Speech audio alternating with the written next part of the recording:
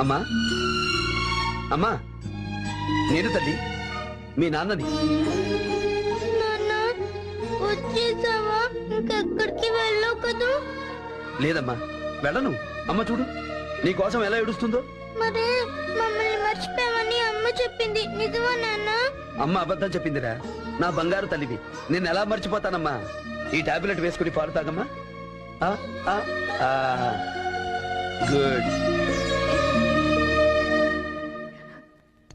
నాన్న నీ ఒళ్ళో పడుకుంటాను నాన్న. ఒళ్ళో ఏంట్రా, నా గుండెల మీద పడుకో తల్లి. అక్కడ ఉండేది నువ్వే కదమ్మా.